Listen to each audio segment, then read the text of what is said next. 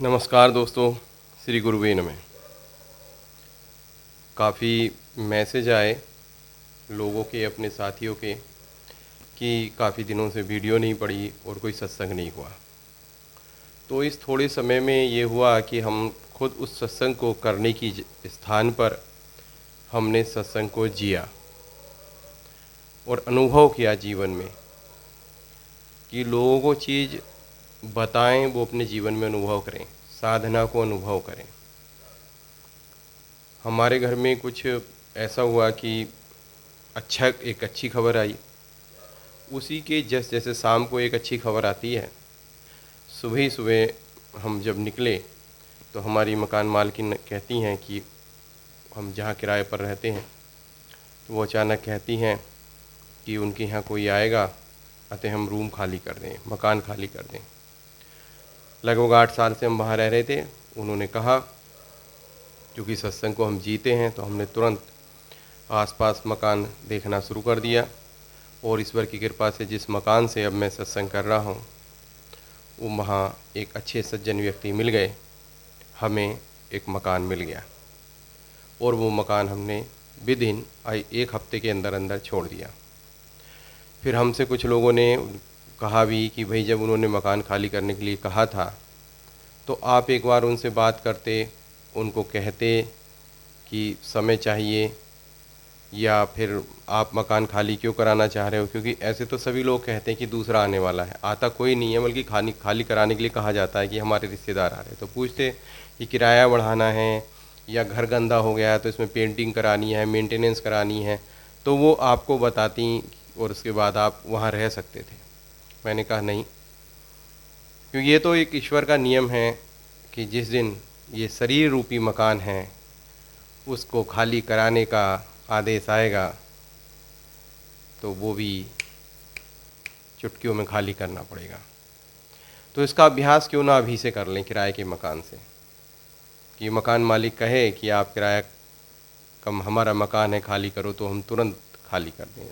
तो ये सत्संग जीने का मेथड हुआ। बड़ी प्रॉब्लम हुई, सामान इधर से उधर लाए। हमारे एक सहयोगी हैं Sachin ji, RJN Apollo spectra hospital में काम करते हैं, उनकी टीम ने सामान इधर लाए। फिर यहाँ सफाई की। यहाँ बहुत ज़्यादा कीड़े निकल रहे थे। ग्राउंड फ्लोर का है और 2 से ढाई महीने से एक कमरा घर बंद था।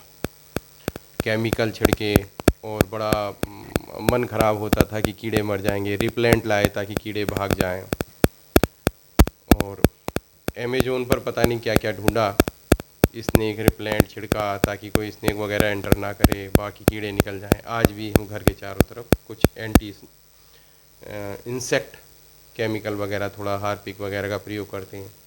अब जाके कीड़े एक लगभग 15 से 20 दिन हो गए हैं, 25 दिन हो गए हैं, अब कीड़े निकलने बंद हो गए हैं, कम हो गए हैं। थोड़ा सुकून हुआ।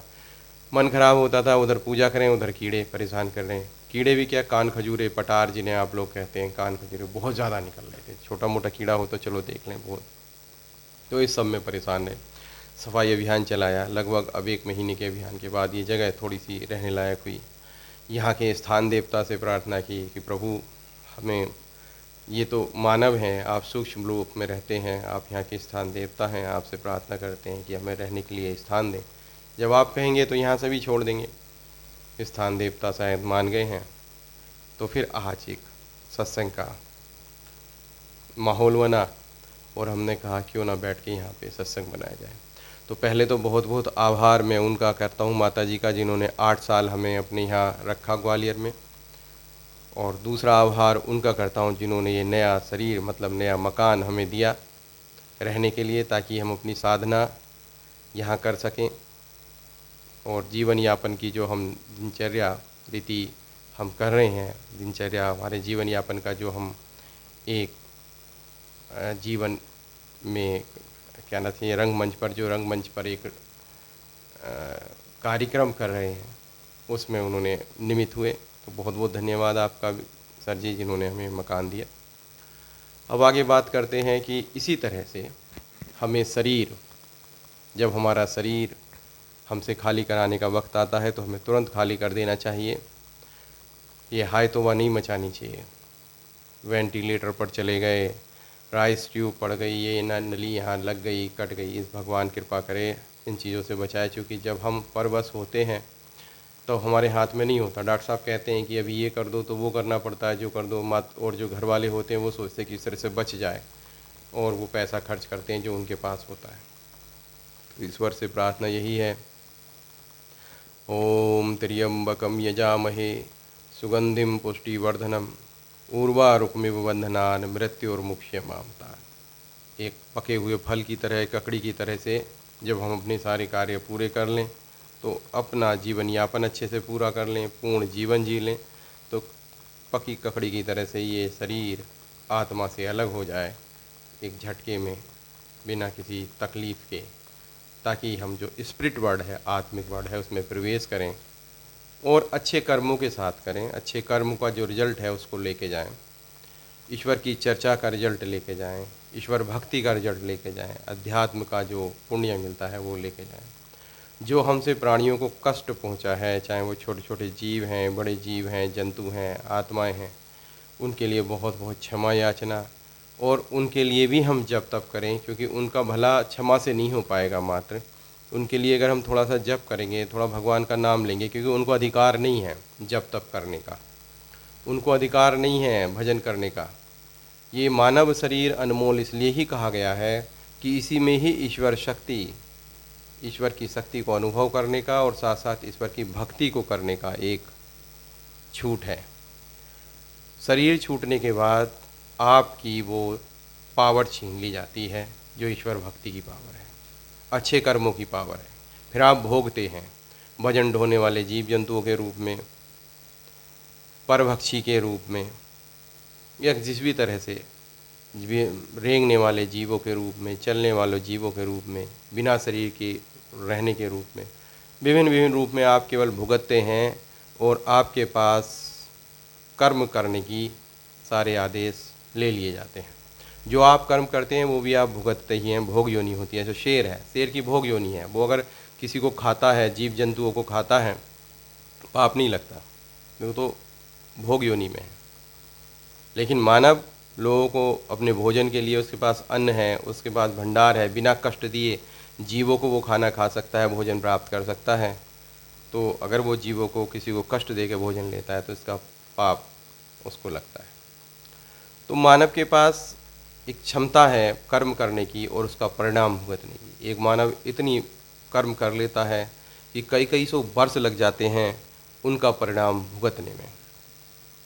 तो जो हमें मानव शरीर मिला है, इसमें सर्वश्रेष्ठ काम हम दो ही कर सकते हैं। पहला लोकहित, कि ईश्वर ने जिस संसार में हमें भेजा है, इस संसार के हम ट्रस्टी बनकर, निमित्त बनकर, जो भी ठीक हो सके, अच्छा हो सके, लोगों को सुख पहुंचाने में, लोगों की मदद करने में, लोगों को खुशी पहुंचाने में जो हम हेल्प कर सकते हैं वो करें, एक।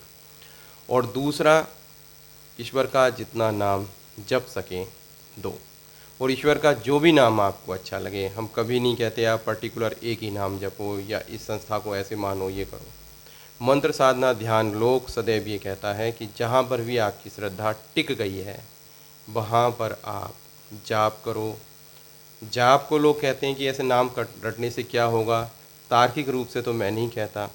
आप अगर बिल्कुल कहना चाहिए भगवान को नहीं मानने वाले हैं और आप अपने आप को बिल्कुल बड़ा साइंटिस्ट मानते हैं, बड़ा विद्वान मानते हैं, आप एक बार कुछ दिन ईश्वर के नाम को जप के देखो। अगर आपके जीवन में थोड़ा थोड़ा अंतर महसूस ना हो तो फिर मत जपना, लेकिन जप के देखिएगा आपको बहुत आनंद आएगा। तो जप करना जो जब भी मौका लग जाए, इसलिए हमारे यहाँ सनातन धर्म में राम राम राधे राधे इस तरह से बोलते थे कि जब हम एक दूसरे को मिलें तो ईश्वर का नाम का स्मरण करा दें। तो आज के सत्संग की मेन बात ये थी कि जिस तरह से कमरा खाली करने की बात हुई, मकान खाली करने की बात हुई, तो इस मकान को भी ईश्वर की तरफ से जब आदेश आए तो खाली करने के लिए तैयार रहना चाहिए। और ये पता नहीं कब खाली करने का समय आ जाए।